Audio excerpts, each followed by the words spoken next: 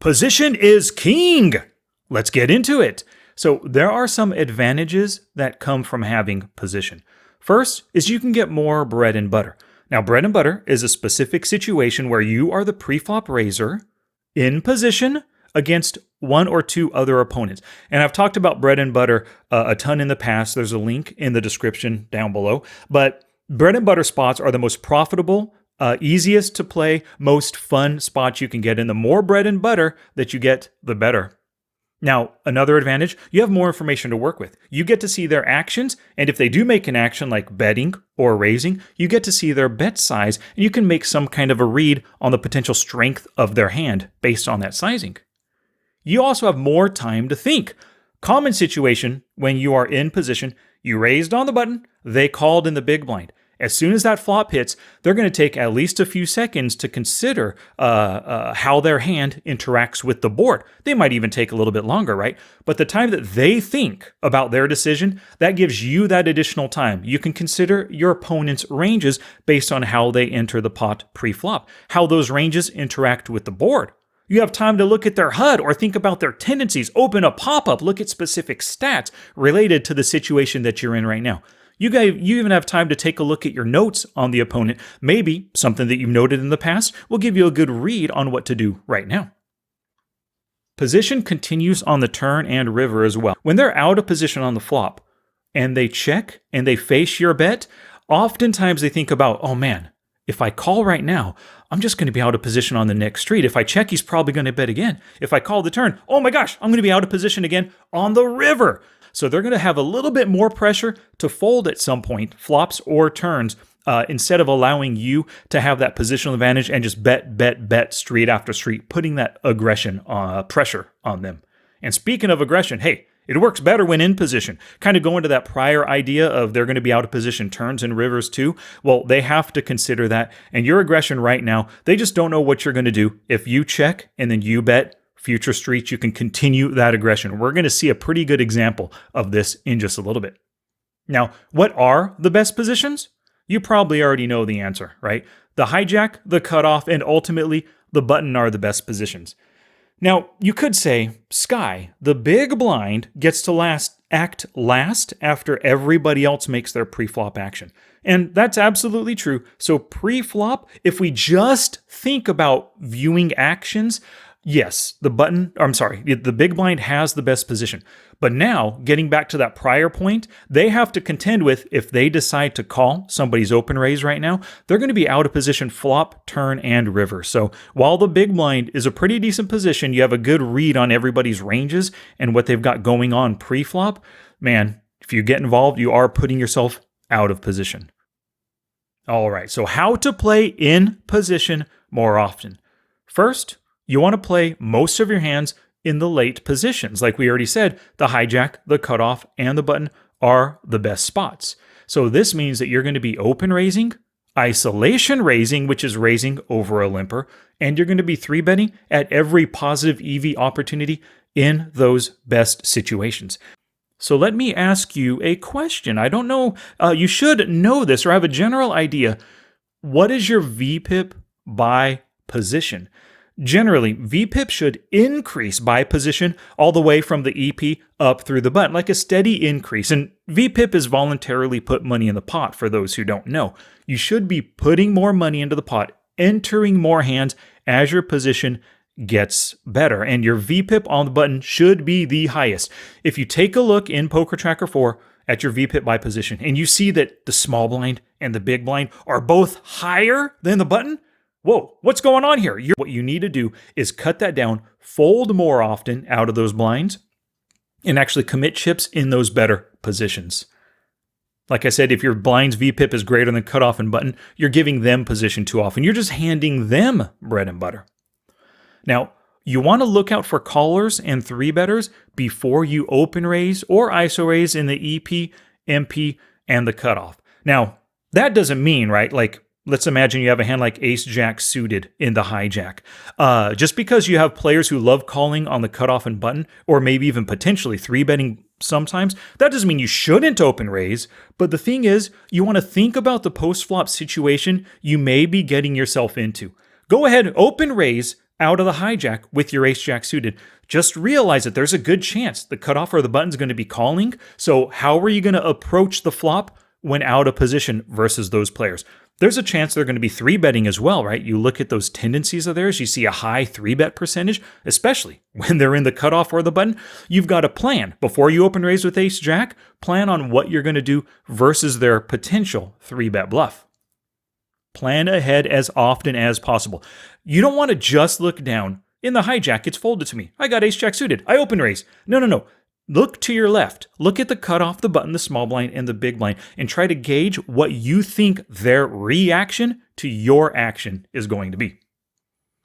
And ultimately, I already mentioned it once, to play in position more often, you got to call less in the blinds. That means simply folding more often. Now, here's the thing. Before you call pre-flop out of the blinds, realize that you're putting yourself out of position. The cutoff player raised, you look down at whatever hand it is, and you think it's worthy of calling. Look back at the open raising opponent right there. What kind of player is he? What are his post-flop tendencies? If you call, you're going to put yourself out of position. So how does your opponent play post-flop when in position? Think about the tendencies, look at their HUD stats, gauge what kind of player they are. Start planning right now before you click that call.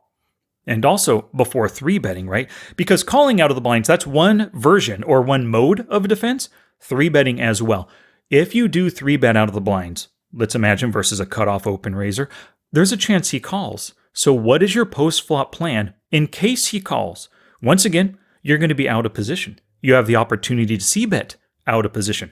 What are your opponent's tendencies versus c-bets? How does he play post-flop when he has position against his opponent? The more thought you put into that kind of stuff about your opponent, you're playing the player, you're going to be setting yourself up for better post-flop situations by doing so. Alrighty, so let's get to some example hands right here. In this hand, this is where how position gives you more information to work with. Let's check it out. We are on the button with king, queen offsuit. It's a 5 tables dealt into a 6 max game. The first 2 players fold. We have our option to open raise. Remember, once again, you always want to look to your left to see what kind of players you got. We have a player in the small blind who calls 13%. They 3-bet 6% of the time. If we look at the pop-up, well, they've done some 3-bets out of the big blind and the cutoff. Nothing in the small blind just yet. Now, the big blind villain, 13-13 player, we only have 8 hands, but he looks tight aggressive. But look at that chip stack, 343 big blinds. He has 3.5 buy-ins right now. He could be the kind of player that's willing to splash around, throw some chips around in hopes of using his opponent's money to make even more money right here. So we do decide to open raise. We got a king-queen off on the button, after all. The small blind, oh, he makes a 3-bet. How interesting. He's the most capable player in the situation right now to our left who's possibly making a 3-bet, and he's doing it, probably has a very wide range. He made it 9 big blinds over our 3 big blind open. The big blind button villain decides to fold. Great, so it's us. What we can do right now is we can fold. We can come over the top and 4-bet bluff. Remember, we have king, queen off. If we 4-bet, it's definitely a bluff. We want him to fold, right? And that's not a bad play necessarily. But let's see if we can't utilize position against this aggressive player and just call. One of the benefits of doing this is when we call on the button, this player is going to be out of position. He c-bets 64% of the time, 9 out of 14 opportunities. So more often than not, 2 out of every 3 or so, he c-bets. But let's take a look, right? You always want to plan ahead to the future. His in-position c-betting is 57%. Out of position is 71%. He c-bets a ton when he's out of position. 5 out of 7, 71%. But on the turn, it drops down to 33%. A very turn-honest player. So right now, my plan, in case I don't hit anything on the flop, I'm going to call his flop c-bet. And then as soon as he checks the turn, boom, I'm going to bet a nice 2/3 pot or so to take it down. That's at least the initial plan right now because he c-bets so often on flop, but he's honest on the turn. So we decide to call. The pot is 19 big blinds. We've got the king, queen off in a 3-bet pot as the caller, but we are in position. Remember, you get more information to work with because you get to see what your opponent does before you have to act. On the flop, 7, deuce, 8. 2 diamonds. We don't have any diamonds. What a shame. But 7 deuce 8 2 diamonds. He checks to us. Holy cow! This is perfect, right? We were going to call his flop bet and then bluff the turn. But here's the thing. Look at that board. 7 deuce 8 with 2 diamond. Not wet at all. Pretty darn dry board for the most part. I mean, there's a flush draw possible and the 7 8 are connected. But this guy 3-betting, he likely didn't hit anything that works with that 7 and the 8, right? But he decided to check to us. Now, what would our opponent do? Remember, we have extra time and more information to work with right here. He checked to us after that flop hit. What does that mean? Like, what's he doing this with? If he had pocket 10s and he 3-bet preflop, if he had pocket queens, wouldn't he c-bet right here? Wouldn't most players c-bet with an overpair on the 7 deuce 8 because they don't want to see a free turn ace or a king to beat their overpair hand? Absolutely they would. This player's check is a total sign of weakness. So I go with a different plan instead right now, right? He checks, showing weakness. I decide to come out for a bet. I make it 12 big blinds into 19, putting really good pressure on him. And then boom, he folds and awards me the pot. I used all the information that I had available, his HUD stats, his tendencies, his position, the fact that he would have bet if he had an overpair on the 7 deuce 8. Lovely little result for this hand. Now for our next hand example, we have ace king offsuit and under the gun +1, 6 max table. This hand is a good example of having more time to think and how that can help you make specific post-flop plays to exploit your opponent. So under the gun player, 32/21 player, decides to open raise to 2.8 big blinds right here. If we take a look at his raise first in, now it's a small sample, right? But he's at 41% raising first in, 7 out of 17. He has a very wide range. Our ace king is well ahead of all the other aces, all the other king X, queen X, and we have good equity versus all those small and medium pocket pairs, and definitely against all the suited connectors and suited gappers that he's open raising here. So for this reason, I love making a 3-bet. He opened to 2.8. I'm 3-betting to 10 big blinds. Everyone ends up folding. Awesome. If he calls, we are going to be in position in a 3-bet pot as the pre-flop 3-better. We're going to have some bread and butter right here, potentially, and he does call. Awesome, right? Now the flop comes 7-6 deuce rainbow, almost as dry as it can get, especially in a 3-bet pot. Our opponent checks to us. Now, of course he's going to check to us. It's a 3-bet. If he has an overpair, if he flopped a set of 7s right now, we could probably expect a check raise, right? But in the time that he took to think about his hand, I can do that exact same thing. I 3-bet preflop, he called. Now let me ask you a question. What kind of hands make up a 3-bet caller's range? Well, oftentimes they are going to be pocket pairs like 8s, 9s, and 10s. Something better or an overpair on the 7 high board right here, right? But those 3-bet calling ranges are also full of broadways. Ace, king, ace, queen, ace, jack, king, queen, king, jack suited, queen, jack suited potentially as well. So many broadways hate the 7-6 deuce rainbow board. The best draw he could have is 2 overs with some kind of a backdoor draw right now. Now, like I said, he could have some overpairs, but this is a really good opportunity. Thinking about his range, thinking about his board, he checks to us. I make a 13 big blind, 2/3 pot bet. Now, the idea here, like in that prior hand, I 3-bet in preflop. I do have 10s, jacks, queens, kings, and aces. If I had any of those hands, wouldn't I really try to make a bet like this? Try going for value in this opportunity? Absolutely I would, right? 13 big blinds into 21.5 signifies that I have a strong hand. I'm not just betting half pot. I'm not betting 1/3 pot at 7 big blinds. I am going for value. That's what my bet looks like right here. I'm hoping for that at least because I want to take it down. Remember, I just have ace king on the 7-6 deuce board, right?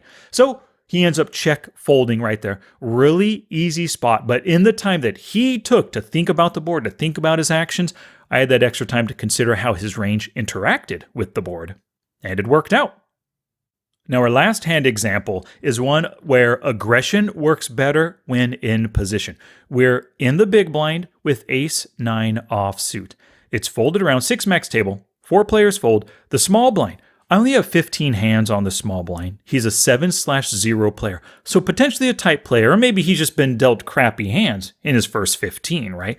But he decides to open to 2.5. Now, I do have the ace-9 off, and I don't mind at all 3-betting right now.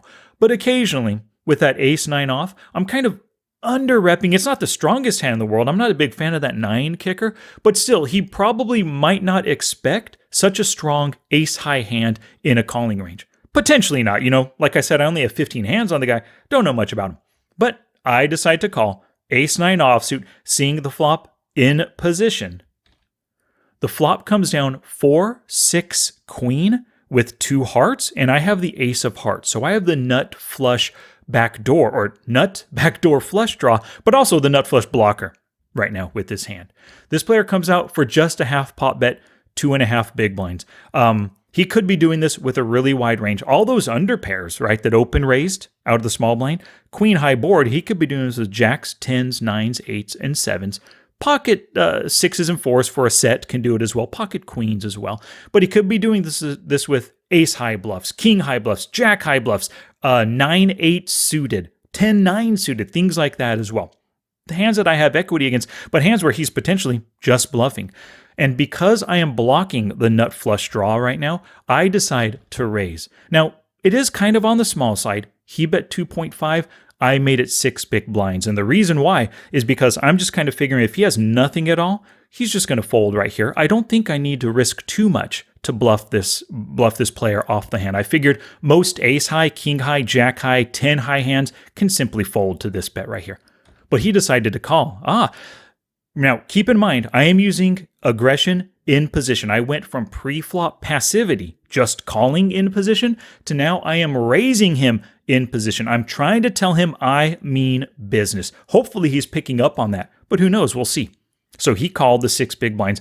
The pot is 17 big blinds. We see the turn is a 6 of clubs. So the board is 4, 6, queen, 6 with 2 hearts still. He decides to check to me. So I'm thinking to myself, well, I raised him pre-flop. I could have had a set of 4s. I could have had a set of 6s. Now I got quads. I could have had ace-queen, top pair, top kicker. I'm going to keep repping that strong hand. I'm going to try to put maximum pressure against any weird ace-high, king-high kind of hands that continued, but especially against those pocket jacks, 10s, 9s, and 8s, something below that queen. What would I bet to get value out of those hands with my top pair, top kicker, if I had it, right? I only have ace-9. So I bet 11 big blinds into 17, sending the message that, hey, buddy, I raised you on the flop for value. I'm betting again. I'm trying to get all of your chips, or as many chips as I can. He check calls 11 big blinds. Now the pot is 39 big blinds. And the river comes a 5 of spades, making the complete board 4, 6, queen, 6, 5. No flush draw completed right there. 39 big blind pot. He checks again. Now, if we think about it, maybe he does have ace, king, ace, jack that didn't want to fold. He has those pocket pairs, jacks, 10s, 9s, and 8s that are all ahead of my ace, 9 right now. I've got to get him to fold. And quite often against a tight player like this, remember at the beginning, 15 hands, 7/0. Tight players hate calling 3 streets with an underpair. They truly do. So I'm going to try to use that against him. I'm going to use my 15-hand read on this player, right? He seems like a tight player. He got passive and check called flop, check called, or bet called flop, check called turn. This is my opportunity to bet into him. I made it, or this is my opportunity to triple barrel bluff him with maximum pressure. I made it 25 into 39.